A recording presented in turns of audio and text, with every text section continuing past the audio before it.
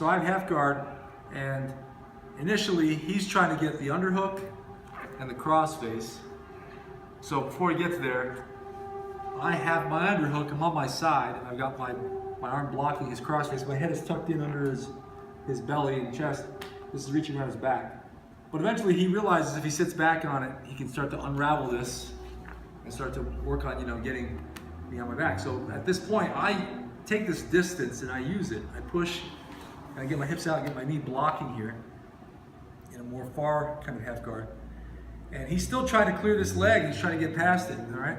And so what I'm doing here is I'm gonna dive for this knee, and I'm gonna shoot this leg straight and then in a big arc, all right?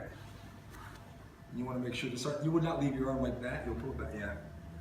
Okay, so I'm here like this, and as I dive for it and I go here, this leg comes all the way up and over, but he still is up on his base, so I cannot extend that leg. He tries to turn into me and cross face, but I get under this arm and I clear it, and then I push with my legs and everything. Once the weight comes off of this leg, it straightens. And I've got a nice deep position for a knee bar, but I can also attack the foot because it's very hard for him to defend it from here. So that was the first one. Then he's in my guard again, and he stands up. I immediately go feet to hips, and I cross grip his left hand with my left, and I grab his ankle. I'm ready to sweep him, but before I can do that, he pushes up my knee and steps past it. So right away, I could go here and squeeze my knees and turn my hips, and I could get that heel up and I get a heel hook. But if I'm in a situation where I don't want to do that, or can't, he steps past it. And you'll notice the change of grip is very rapid, and there's a lot of changes of grip for me and him. It's very important that he knows where to put his hands and what to push on, and that I know how to react to that by changing my hand position. In this case now, I'm going to hook his knee, his ankle that is, with my arm. I'm going to swing this leg in a big arc to get my hips up. All right, and I push my hips into him, and he falls. He'll fall in even number of directions. I'm pretty high up on his leg because when I rotated, my hips came up. But I can adjust it further, and then I can get a good knee bar from here. But one of his defenses, let's say he rolls, and I roll with him. But now that he's back here, he can tuck his knee, bend his knee, and tuck his foot behind his other knee.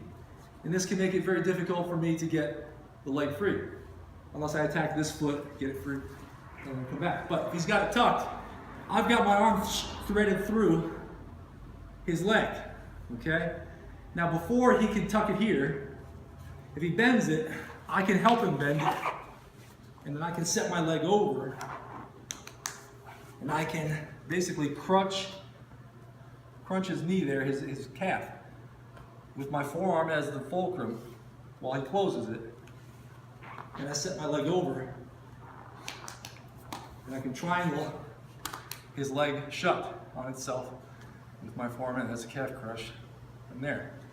Even, I mean, when we were before, we were here, which on this side is more advantageous to me because he can't use this leg as effectively to protect this one.